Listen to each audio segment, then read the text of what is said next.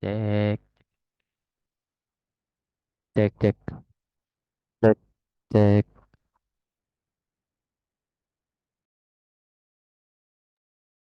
Oke, sambil menunggu ya. Ini baru 12 mahasiswa dari 75 nih. Kita tunggu dulu ya.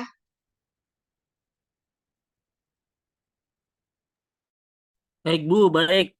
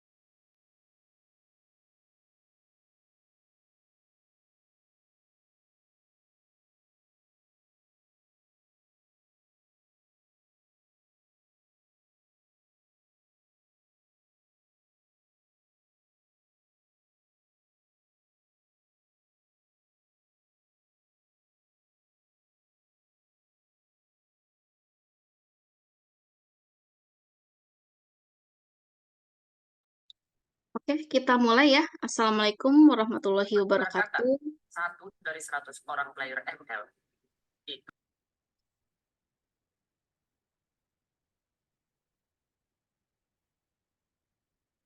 Oke, terdengar suara saya? Halo? Dengar, Bu. Terdengar, Bu. Ya. Dengar Bu. Oke, kita mulai ya untuk Vicon hari ini. Assalamualaikum warahmatullahi wabarakatuh. Selamat malam rekan-rekan semua. Waalaikumsalam warahmatullahi wabarakatuh. Waalaikumsalam Selamat malam, Bu. warahmatullahi wabarakatuh. Waalaikumsalam warahmatullahi wabarakatuh.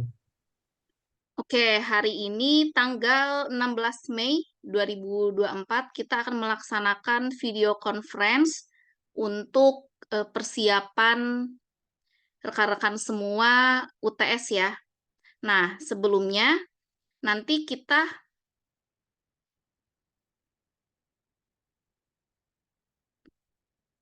Oke, bentar. Nah, ini ya. Nah, sebelum UTS itu kan akan dilaksanakan di pekan depan ya, sesi 8. Nah, nanti durasi pengerjaannya selama dua minggu. Nah, 2 minggu itu dari tanggal hari Senin itu tanggal berapa ya? Senin 20. Nah, dari tanggal 20 itu nanti soalnya akan ada di LMS gitu ya. Selanjutnya dikerjakan selama 2 minggu, lalu diupload paling lambat tanggal 2 Juni. Ya, tanggal 2 Juni 2024. Nah, sebelumnya saya mohon maaf ya karena baru mengadakan video conference baru kali ini gitu ya. Nah, tapi tidak apa-apa ya, setidaknya kita akan mengejar materi agar pada saat pelaksanaan UTS-nya tidak terlalu sulit gitu.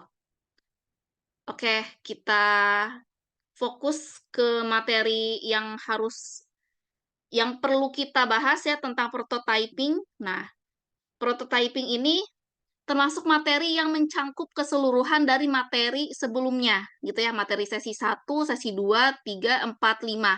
Nah, materi prototyping ini merupakan inti dari pembahasan dari IMK ini, ya, prototipe. Nah, kita lihat ya, kita mulai. Nah, prototyping. Nah, istilahnya yaitu bagaimana cara mengekspresikan ide-ide perancangan. Jadi, pada saat kita akan membuat suatu sistem atau software, kita harus membuat dulu rancangannya seperti apa sih? Input, proses, output-nya bagaimana, gitu ya. Nah, lalu kita harus ada catatan dulu nih, membuat dengan cepat. Nah, ini adalah manfaat dari prototyping. Lalu, perkenankan banyak fleksibilitas untuk desain yang berbeda. Nah, di sini ya. Jadi ada fleksibilitas, membuat dengan murah, lalu meningkatkan nilai umpan balik. Nah, kita lihat di sini ada masalah yang timbul nih. Misalnya, kita tidak bisa membangun dan mengevaluasi rancangan tersebut sampai selesai. Nah, jadi kan kalau kita nggak ada rancangan gitu kan, kita nggak kebayang gitu, seperti apa sih batasan dari sistem tersebut, siapa aja usernya gitu. Nah, namun setelah kita membuat prototipe gitu ya, lalu jika ingin melakukan perubahan maka akan sangat sulit gitu. Ini masalahnya. Nah, solusinya apa? Solusinya kita simulasikan perancangan itu, berarti kan ini belum sistem yang jadi, masih simulasikan perancangan dengan biaya yang kecil. Nah, berarti kan ini masih prototype itu kan dia belum digunakan oleh user sesungguhnya kan. Masih prototype gitu, belum ada fungsinya. Nah, salah satunya dengan membuat modelnya aja nih. Model atau prototipe. Nah, lalu kita dapat menerapkan UCD, yaitu User Centered Design, dalam pembuatan prototipenya. Nah, berarti ini metode nih. UCD ini metode untuk membuat prototipe. Nah, UCD ini kita akan mengenal tentang perancangan teknologi yang interaktif. Nah, meskipun dia masih prototype gitu ya, tapi ada interaktif di sana. Ya, berarti kan interaktif itu maksudnya gimana sih? Dari user ke sistem itu ada respon, ya berarti ada komunikasi untuk memenuhi kebutuhan usernya. Gitu. Jadi ada masalahnya apa, solusinya kita menggunakan model prototype. Kalau kita nih tiba-tiba bikin sistem gitu tanpa ada prototype, gimana kalau kita ingin ingin melanjutkan ke klien kita gitu, tiba-tiba udah jadi gitu kan. Nah, itu kan otomatis jika ada perubahan itu akan sulit gitu. Nah, kan kalau sistem yang sudah jadi kan biayanya sudah besar. Jadi kan kalau ada perubahan atau update, kita harus menambah biaya lagi gitu. Nah, kita fokus ke metode user centered design. Nah, tahapannya yang pertama itu memahami kebutuhan user. Nah, user ini maunya apa? Lalu kita deskripsikan kebutuhannya. Setelah itu kita merancang sebagai alternatif dan kita evaluasi. Nah, selanjutnya ada karakteristik dalam proses UCD-nya. Oke, karakteristik ya. Kita ini sama ya, memahami kebutuhan user sama ya. Fokus pada user pada tahap awal desain dan mengevaluasi hasil desain. Oke, ini pasti ya. Nah, berarti ini awal desain ini berarti sudah ke ini ya, prototype ya. Nah, udah ke sini nih kita. Nah, selanjutnya kita evaluasi hasil desainnya. Nah, ini tentu saja harus konsultasi langsung dengan user tersebut. Gitu. Selanjutnya kita identifikasi, jangan lupa ada dokumentasinya. Lalu di ACC kegunaan dan tujuan pengalaman usernya. Misalnya usernya terbiasa menggunakan sistem tidak, gitu kan. Selanjutnya, yang keempat, perulangan hampir dapat dipastikan. Nah, perulangan ini maksudnya apa sih? Misalnya ada proses yang berulang, contohnya ada update data, misalnya terus ada fitur yang akan diubah gitu. Nah, di sini para perancang tidak pernah berhasil hanya dalam satu kali proses. Ya, jadi ya seperti itu. Nah, contoh prototipenya apa nih, maket bangunan, kita membuat bangunan. Ya. Kita lihat lagi, mengapa menggunakan prototipe, ini udah jelas ya.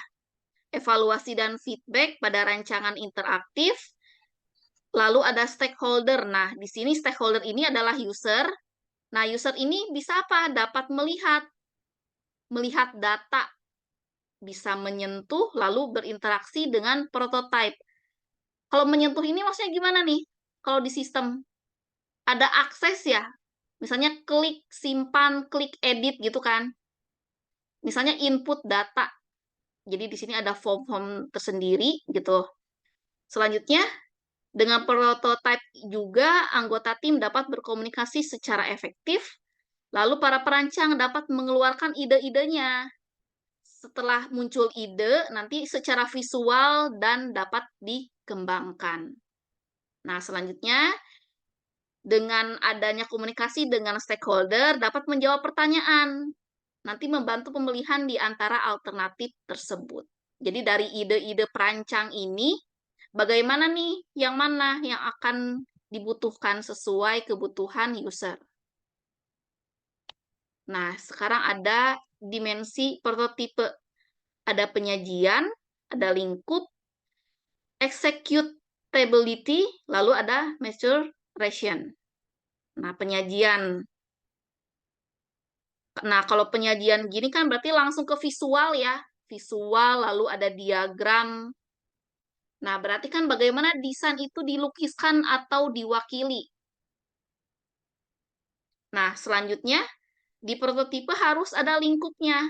Nah, lingkupnya misalnya apakah hanya interface atau mencakup komponen komputasi.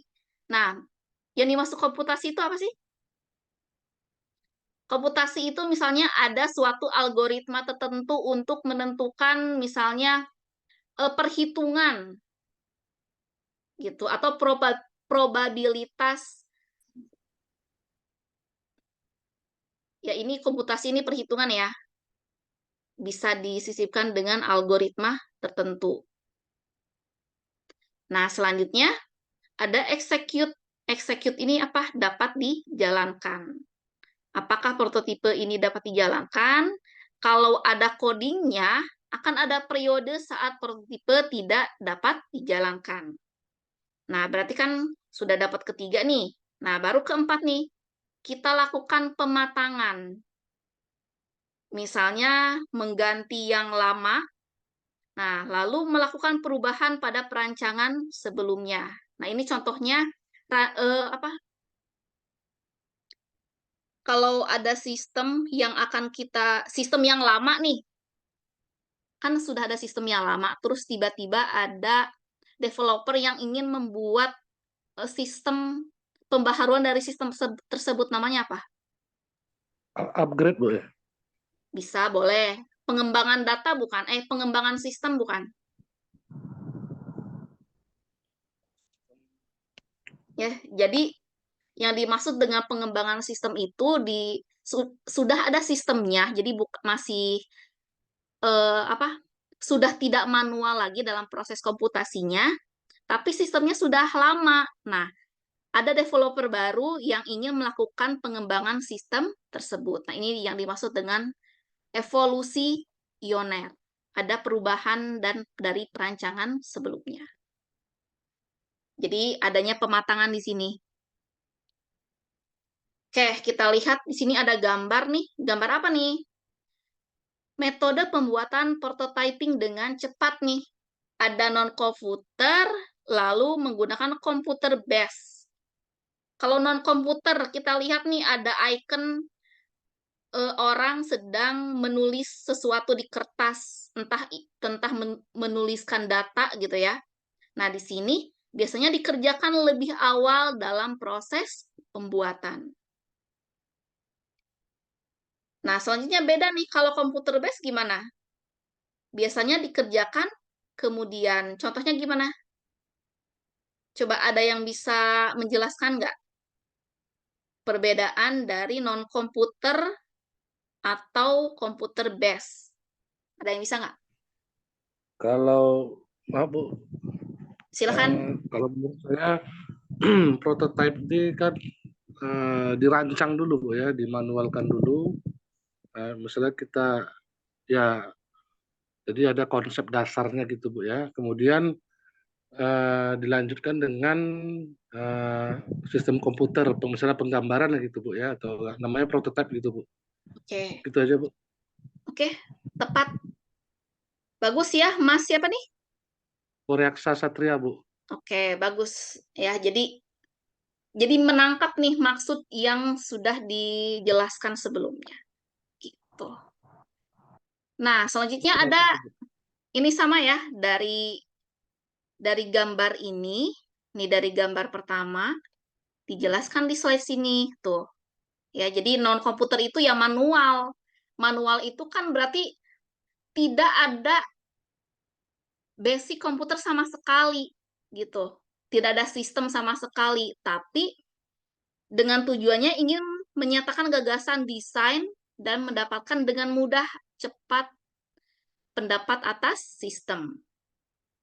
Ya, selanjutnya ada deskripsi desain. Nah, deskripsi desain ini berarti kan kita masih menuliskan deskripsi tekstual. Nah, ada tekstual ya, berarti kita menuliskan dari suatu desain sistem. Nah, kelemahan yang nyata ini seberapa jauh dari sistem yang sebenarnya, gitu.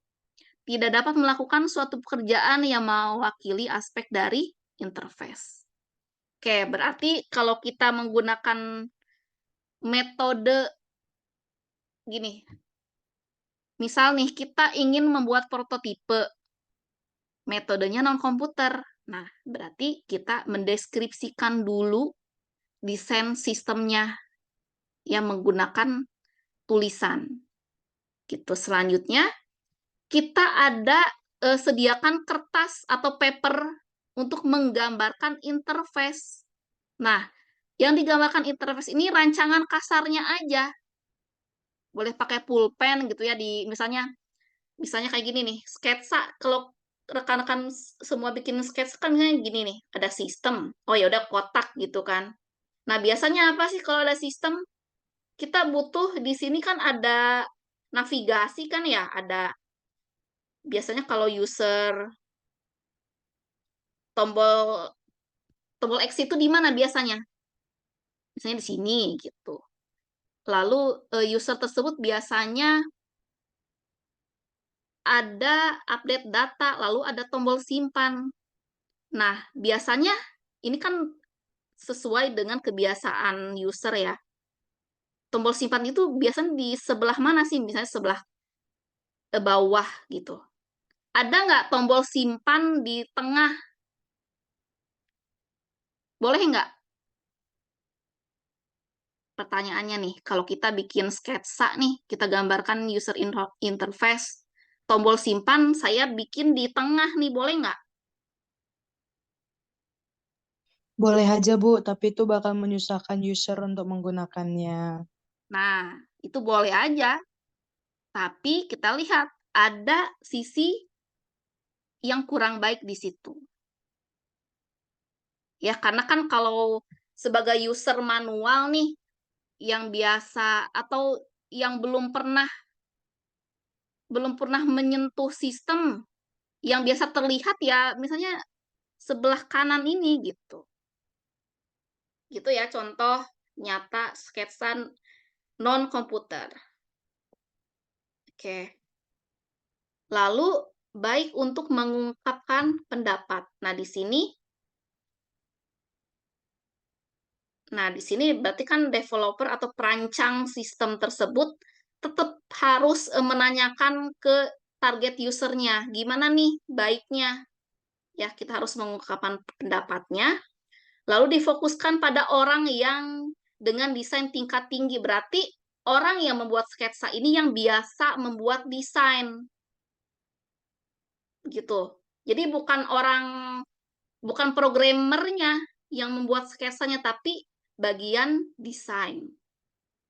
Ya. Lalu tidak terlalu baik untuk menggambarkan alur dan rinciannya, lalu murah dan cepat. Nah, di sini umpan balik sangat menolong. Nah, selanjutnya kita buat storyboard. Nah, kalau storyboard berarti kan bisa menggunakan pensil atau simulasi catatan atau walkthrough dari kemampuan dan tampilan sistem. Nah, ini bisa menggunakan urutan diagram atau gambar menunjukkan kuncinya. Oke. Contohnya seperti ini. Nah, gambar pertama ini apa sih? Ada yang bisa ngejelasin nggak? Nih, gambar pertama ini ngapain nih? Gambar apa sih? Ada gambar orang, terus matahari. Terus ada ini nih, panah kiri kanan nih apa nih? Apa ceritanya?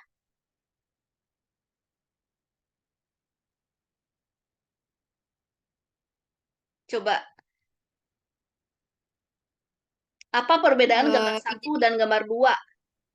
izin jawab ya, Bu. Kalau Boleh. menurut saya gambar 1 itu galerinya dia, apa ya namanya ya, listnya dia udah bikin, udah ada datanya. Yang kedua itu kalau dia mau buat data baru. Jadi kan kita kalau ini kan ada galerinya tuh, mau lihat-lihat. Soalnya di situ ada apa namanya, panah kanan sama kirinya tuh. Nah, yang Oke. di gambar 2 kan ada dan sama cancelnya gitu, Bu. Thank you. Oke. Panah kiri ke kanan itu apa sih? Kalau kalau kita bikin button kan, bikin button sebelah back bukan, back dan next Iya, gitu ya. iya itu semodel kayak gitu, back sama next-nya. Oke. Nah, berarti penting nggak sih? Nah, pertanyaannya balik lagi, penting nggak sih ada gambar orang di sini di tengah-tengah kita ingin menginputkan data? Ini kan ada navigasi, ada kontrol, ada pos. Penting nggak kita membuat gambar orang di sini? Tidak penting, Bu. Kenapa tuh?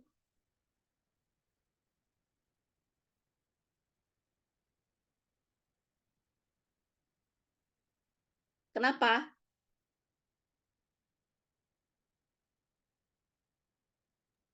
Karena juga itu tidak ada fungsinya, Bu. Jadi Nah, berarti cuma di- fungsionalitasnya harus diperhatikan. Jadi jangan asal nih mentang-mentang saya jago desain nih, saya suka nih sama gambar orang, ya udah saya tempelin aja. Nggak bisa gitu. Kita tetap harus melihat kebutuhan usernya. Gitu. Jadi yang tepat gambar 1 atau gambar 2? gambar Gambar dua. dua. Oke. Nah, ini gambar apa nih? Ngapain nih mereka?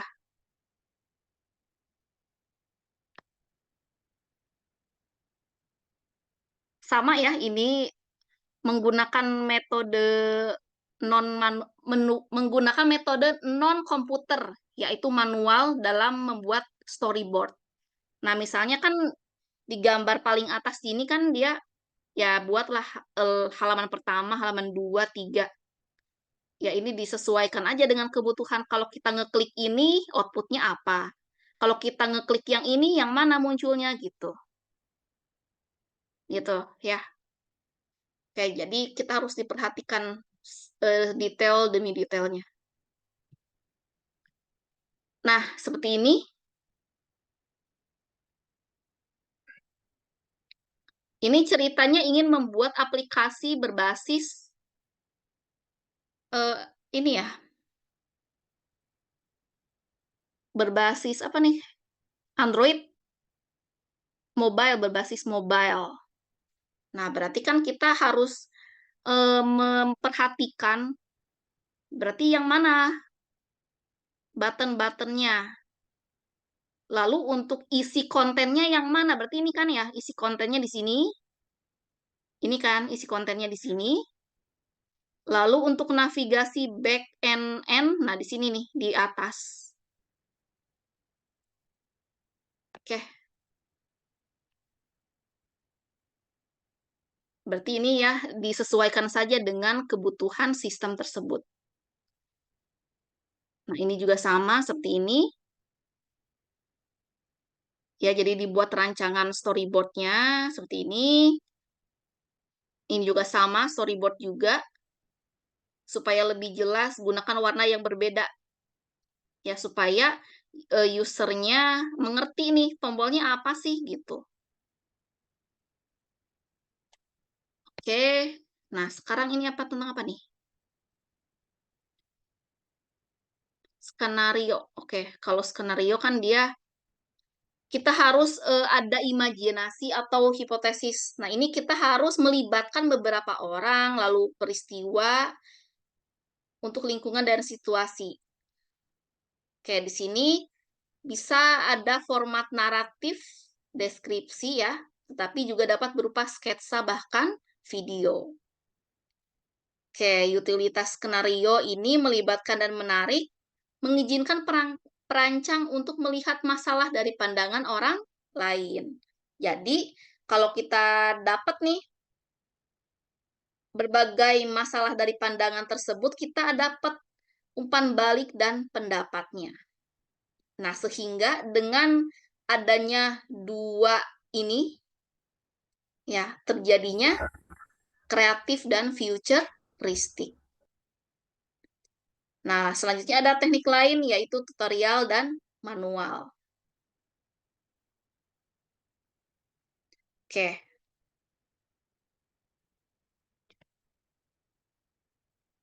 Nah, ini satu kalimat nih, ada yang bisa baca nggak?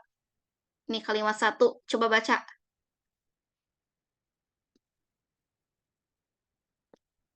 Coba baca. Baca. Masuk.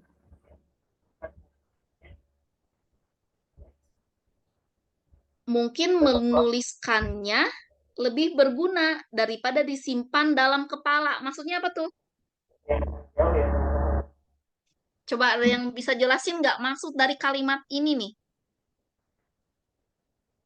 Supaya daya ingat ada, Bu. Ada bukti. Merealisasikan ide. Merealisasikan ide. Kalau kita ada ide nih, saya orangnya bukan orang pelupa nih, saya selalu inget nih. Boleh nggak? Perlu nggak saya menuliskan lagi, didokumentasikan? Perlu, Bu. Tetap harus ya. Iya. Nah, meskipun kita ada di kepala nih gitu ya, terkait dengan skenario, ide-ide kita, tetap kita harus menuliskannya. Nah, di sini juga dapat memaksa perancang untuk membuat keputusan yang tegas. Jadi misalnya nih, dari user tersebut tiba-tiba ada sistemnya udah jadi, tiba-tiba user tersebut berbeda sama kesepakatan di awal. Nah, terus sebagai perancang kita ada bukti. Kan dari awal sudah ada nih, sudah kita dokumentasikan sebelumnya. Gitu ya. Jadi kita nggak kerja 2 kali, 3 kali, gitu. Nah, menulis atau meletakkannya di atas kertas jauh lebih berharga. Ya, ini sebagai dokumentasi juga, gitu. Oke, sekarang ke metode komputer. Oke, ada yang mau bisa baca ini nih? Coba baca nih, silakan. Menirukan lebih banyak kemampuan sistem. Hanya baru beberapa aspek pemilu. dapat berpusat pada lebih banyak detail, bahaya pemakai jadi lebih segan untuk menyarankan perubahan sekali ketika mereka melihat prototipe yang lebih realistis. Nah, kenapa tuh? Menirukan lebih banyak kemampuan dari sistem. Berarti kan sudah ada sistem nih, sistem yang lain gitu kan, dengan kasus yang sama gitu. Ya udah, kita boleh nggak sih kita menirukan sistem yang sudah ada? Boleh nggak? Boleh, Bu. Boleh. Boleh kan? Nah, pada umumnya hanya beberapa aspek dan fitur ya. Berarti kan yang akan di apa ya?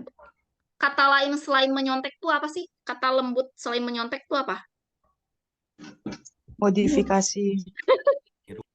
Meniru. Lihat, Ya jangan meniru juga, apa namanya? Kita ada inspirasi nih. Saya mau kayak gitu apa namanya? Menerapkan. Manipulasi. Menerapkan.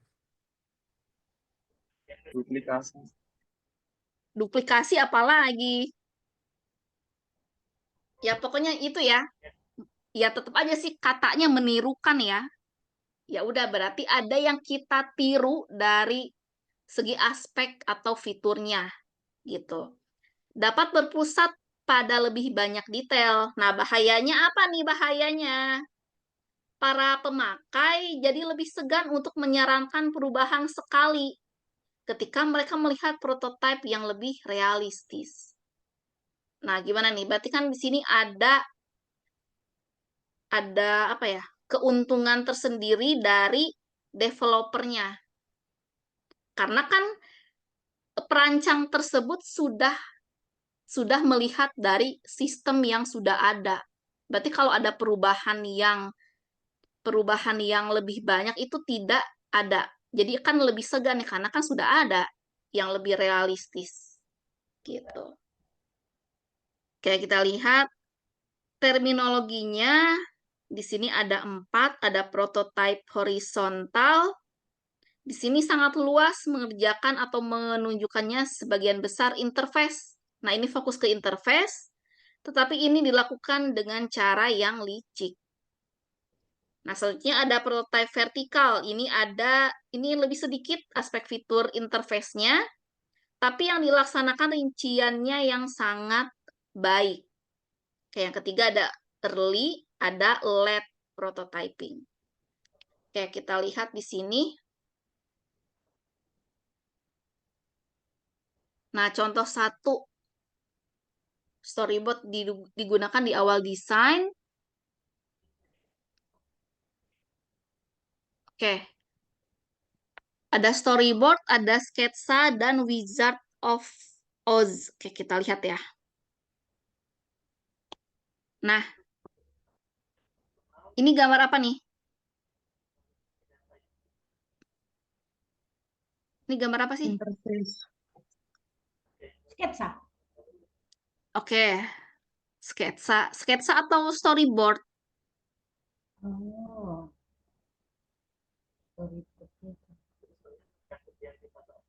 Buat website apa ya?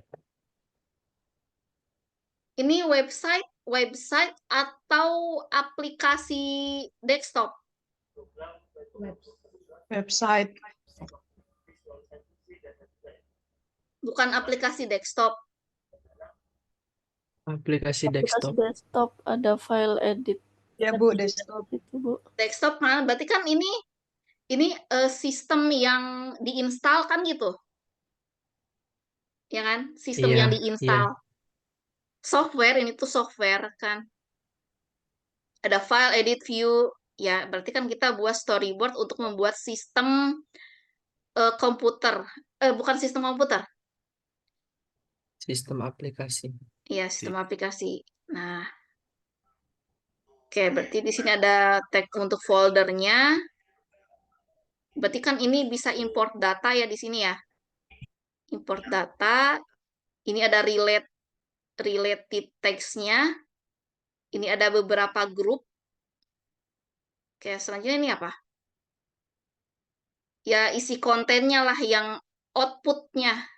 Gitu kan? Isi yang akan kita utak-atik di bawah sini, output-nya di sini kan? Ya, jadi seperti itulah. Oke. Jadi ini sketsa atau storyboard nih? Coba kita baca dulu. Digunakan di awal desain, biasanya digunakan dengan skenario. Kalau storyboard itu dia ada skenario dan lebih rinci dan dapat diputar ulang. Nah, ini kumpulan dari sketsa. Storyboard itu kumpulan dari sketsa individual.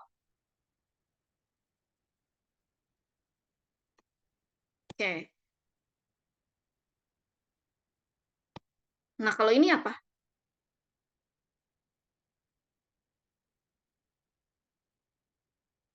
Ini apa? User Tampilan web. interface. Website Oke. tuh, website. Tampilan web. Rancangan tampilan web dari segi apa? Storyboard bukan? Storyboard. Kan ada deskripsinya. Nih, Sketsa.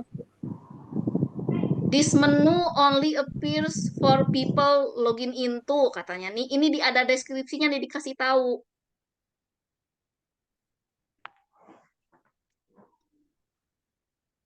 Ya, Ini Bu, storyboard ya. Ini storyboard. Ya. Karena ini tidak fokus ke apa?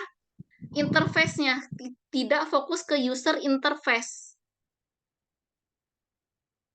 Ya, misalnya nih fitur cat slideshow berarti ada nama kucing dan info kucingnya gitu. Nah, di sini ada informasi dari kucing tersebut. Gitu ya.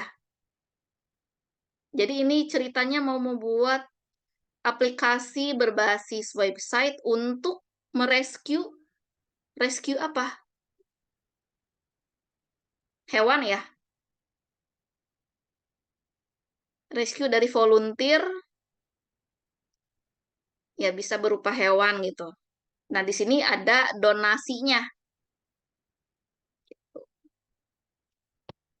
Oke, apalagi nih? Ada middle fidelity prototype yang dengan tingkat ketepatan sedang. Oke, formnya skematif, ada navigasi dan fungsi yang disimulasikan.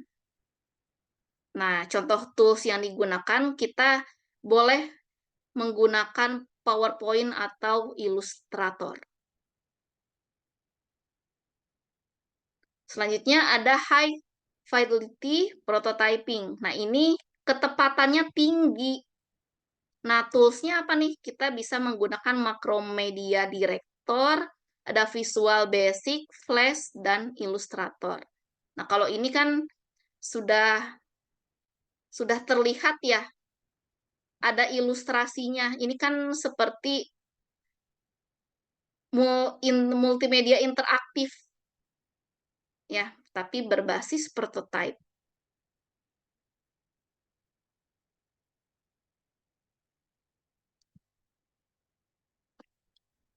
Oke, ini kita kalau ingin membuat prototipe, kita bisa menginstal, bisa menggunakan Photoshop atau Corel Draw. Nah, ini bisa menggunakan setiap layar, baik untuk dilihat.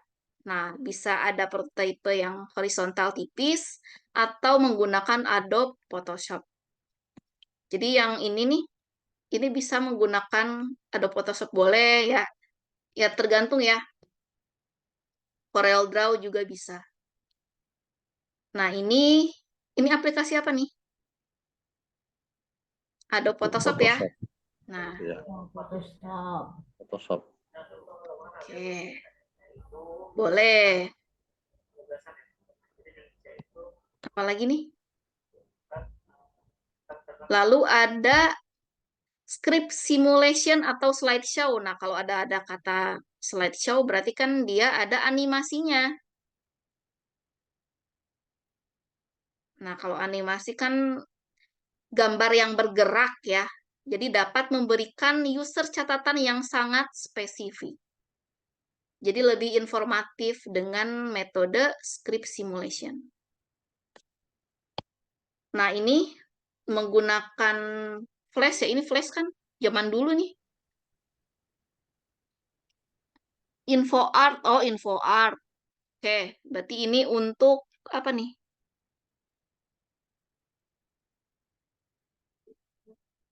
Oke, ini untuk objek-objek data objeknya, objek gambarnya, kan bitmap nih. Terus ada apa lagi? InfoArt Score. Oke, ini kan namanya timeline nih. Berarti kan berapa second gambar duck ini gerak gitu kan. Nah, ini diatur di sini. Nah, ini maksimal kisaran hampir 30 second. Selanjutnya ada apa nih? Ini untuk mengatur apa nih? Fungsi-fungsi ya.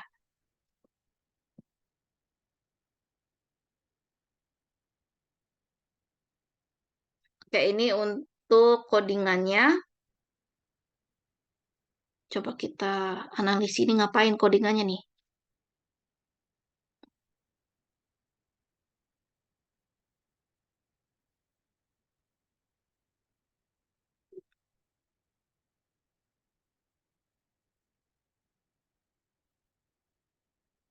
Ini kan fungsi looping ya. Fungsi looping bukan ini. Ada fungsi while. Ini ngapain? Yang diulang itu gerakan apa sih? Coding itu. Coding.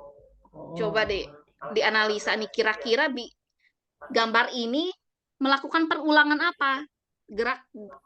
Gerak ya ini ya.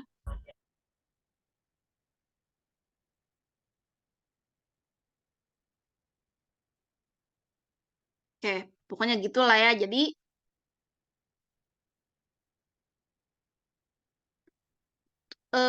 aplikasi untuk slideshow yang lebih interaktif menggunakan animasi boleh menggunakan ini. Macromedia Director ya. Oke, selanjutnya ada interface builder. Nah, interface ini kita menggunakan Visual Basic, DLP. Nah, ini tools untuk lebih fokus ke jendela, kendali, dan lain-lain dari interface. Jadi bukan fokus ke ini, apa visual animasi itu tidak kalau Visual Basic ya. Lebih ke fungsi jendelanya, interface-nya. Nah, ini contoh Visual Basic. Jadi misalnya ada, kalau ingin berbasis desktop, berarti kan formnya ini nih. Desain areanya ini, UI control-nya di sini. Nah, di sini nama form-formnya apa? Nah, nanti di sini bisa menginputkan beberapa button data gitu ya. Lalu teks di sini bisa diatur di sini. Oke. Kita analisa ini diagram apa nih? Prototyping, ada early dan sampai late, lihat panahnya ke bawah. Kenapa tuh?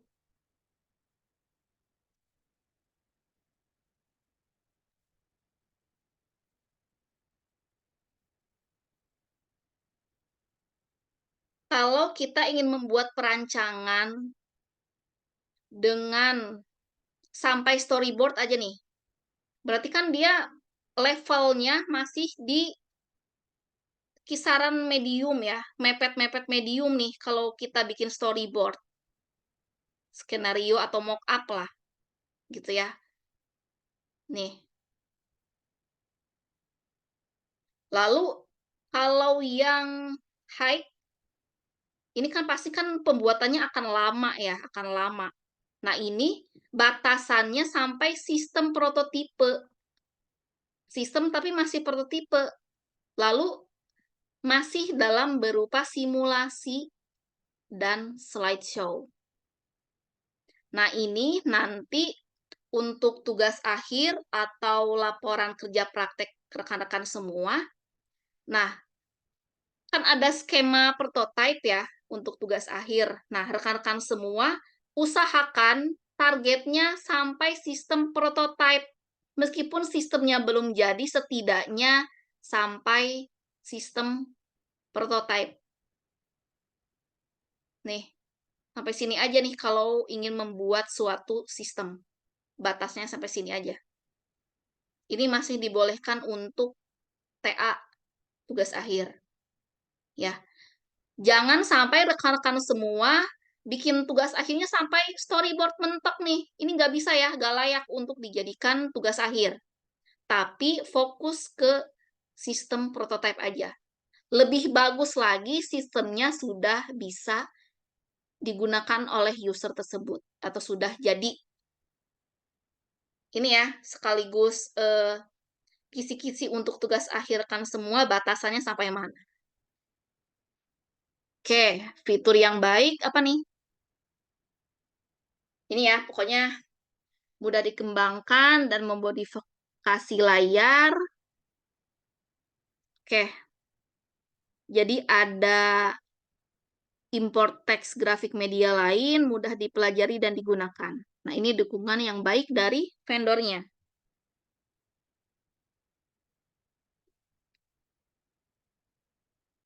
Oke, ini komponen untuk web, lalu aplikasi, dan mobile interface design. Nah, ini ya. Seperti ini untuk tampilannya.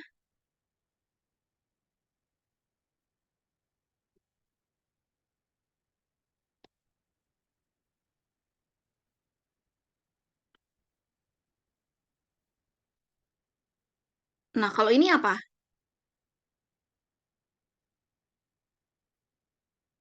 Ini sistem yang sudah jadi atau dalam masih mock-up sih? Up, Bu. Iya ya. Oke, ini apa nih? Oh, ini masih model ya, masih prototype. Wah, blur. Oke. Oke, sampai situ aja terkait materi prototipe. Ada yang mau ditanyakan? Silakan. Jadi udah mencangkup keseluruhan nih. Jadi nanti untuk UTS-nya, rekan-rekan semua lebih fokus ke analisa suatu sistem. Mana ya?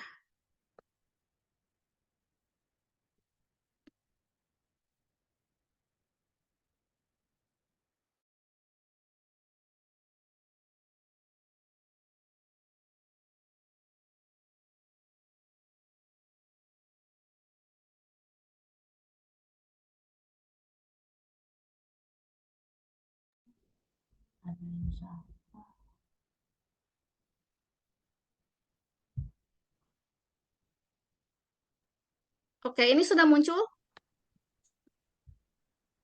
Halo? Muncul, Bu.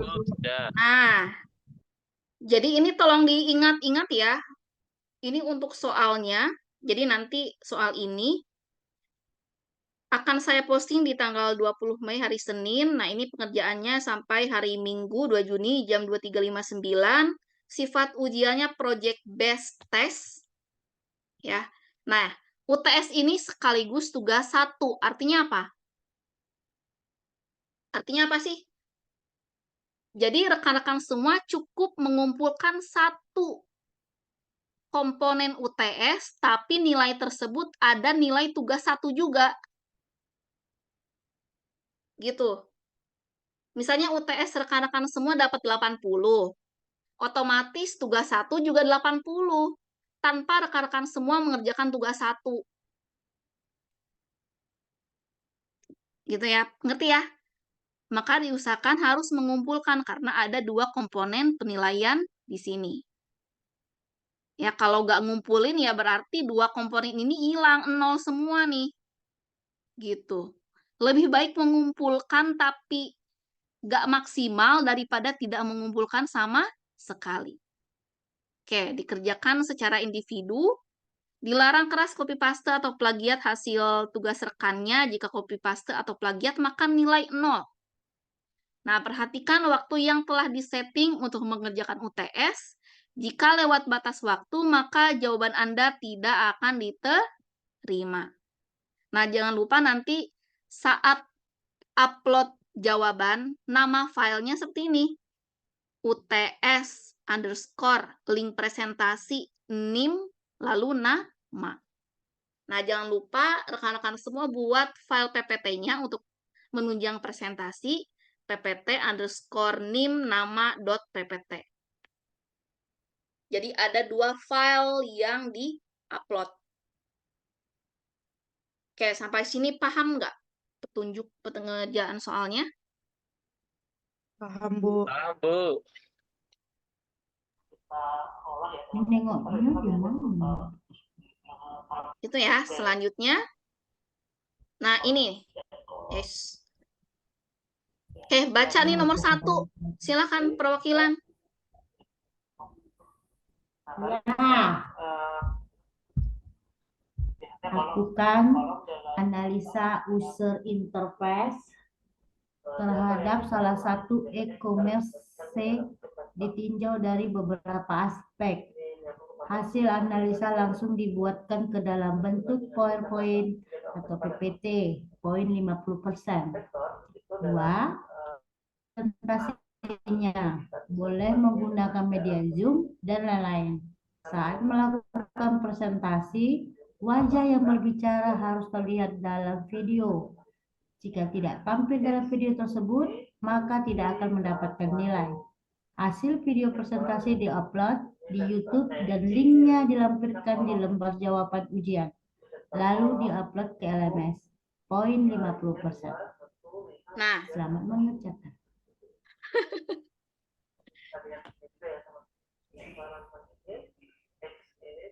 Udah, Bu. oh itu kayak ada suara Pak Syahid ya? Ya, Bu. 2 saya order apa? Zoom. Pantesan. Saya mute dulu ya, Mbak Arnita. Oke. Jadi nomor 1 ini lakukan analisa. Jadi rekan-rekan semua nggak perlu membuat storyboard, tapi analisa aja nih. Analisa user interface. Nah, berarti rekan-rekan semua silakan baca terkait materi user interface terhadap salah satu e-commerce. Nah, contoh e-commerce itu apa sih? Shopee, Tokopedia. Nah, Shopee, Tokopedia, pokoknya penjualan online gitu ya. Nah, ditinjau dari beberapa aspek. Nah, sampai sini. Selanjutnya, hasil analisa. Nah, biar bacanya enak. Gini, hasil analisa tersebut dibuatkan ke dalam bentuk PPT. Nah, jadi dijabarkan dulu nih analisa dari e-commerce itu, dari segi user interface-nya. Nah, kalau sudah dituangkan ke dalam PPT, dapat poin 50. Sampai sini, paham tidak nomor 1? Paham, Bu. Paham, Ibu. Oke, selanjutnya nomor 1 udah selesai. Nah, habis itu rekan-rekan semua dibuat video presentasinya. Nah, apa sih yang dipresentasikan? Ya, ini jawaban dari nomor 1 ini dipresentasikan. Nah, teknik presentasinya boleh rekan-rekan semua menggunakan Zoom sendiri, jadi record sendiri gitu ya. Nah, saat melakukan presentasi wajib on cam. Jadi kalau nggak on cam ya nggak dinilai gitu ya. Jika tidak tampil video tersebut maka tidak akan mendapatkan nilai. Nah, ya udah setelah di-convert hasil Zoom-nya, nah linknya di-upload di YouTube videonya diupload di YouTube, lalu link YouTube tersebut dilampirkan di lembar jawaban. Nah, selanjutnya diupload di LMS. Nah, jangan lupa pada saat upload di LMS, ini diupload juga file jawabannya, lalu PPT. Gitu aja. Ya. Jadi kan ini berarti kan ada 3 hal yang harus dikerjakan ya, iya nggak? Pakai OBS Iya, boleh? Bu. Ya, Bu. Yang penting mempresentasikannya hasil dari diri rekan-rekan semua. Ya, jangan plagiat, jangan muka orang ditempel gitu ya, terus didubbing gitu. Ya, lebih baik rekan-rekan semua mengerjakan sendiri, tapi hasilnya tidak maksimal, nggak apa-apa. Gitu. Berarti kan ada 3 hal yang harus dikerjakan ya. Analisa user interface, lalu hasil analisa itu dituangkan ke PPT, lalu dipresentasikan. Nah, 3 itu akan mencangkup 2 nilai, yaitu nilai UTS dan tugas 1. Selesai. Udah. Tuh. Ya. Durasinya 2 minggu. Oke, ada yang mau ditanyakan terkait UTS? Itu terserah ya, Bu, mobile atau web. Itu bebas ya. Yang penting e-commerce.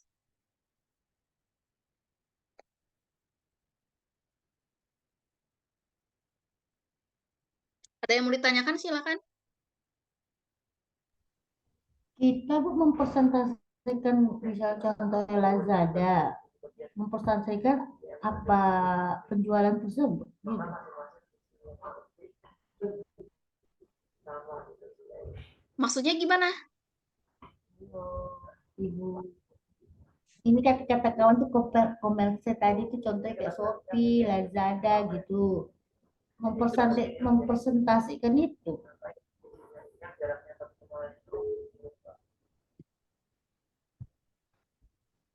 Atau aku belum nyambung. Ini, nah, yang nomor 1, lakukan analisa user interface.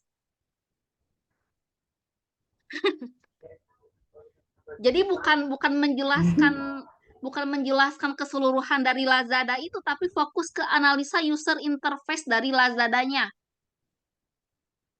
Gitu ya. Bukan ngejelasin cara bayarnya gimana, bukan gitu, tapi user interface nih, udah saya bold. Ya.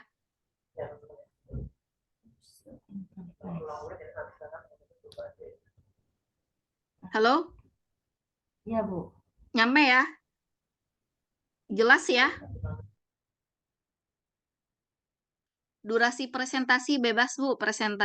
Durasinya bebas, yang penting sesuai dengan kebutuhan. Kalau 5 menit mencangkup user interface dari semua, ya boleh.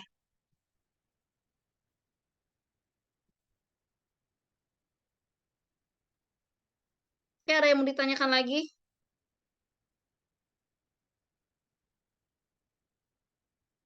UI itu seperti tampilan yang perlu dijelaskan, teman-teman. Iya. Jadi bukan ngejelasin Shopee adalah e-commerce di Indonesia, bukan gitu. Fokus ke user interface di IMK, interaksi manusia dan komputer. Hanya e-commerce kah, Bu? Kalau UI tidak, e-commerce aja.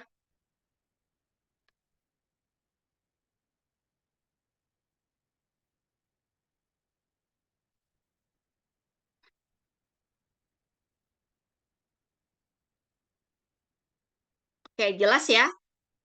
Waduh, baca modul lagi, kawan. Ya, carilah analisa user interface. Jadi bukan rekan-rekan semua bikin user interface. Analisa aja kok ini nih. Ngejelasin aja dari commerce yang sudah ada, dari segi user interface-nya gimana, ya udah dianalisa. UI-nya gimana sih? Oke, ada yang mau ditanyakan lagi?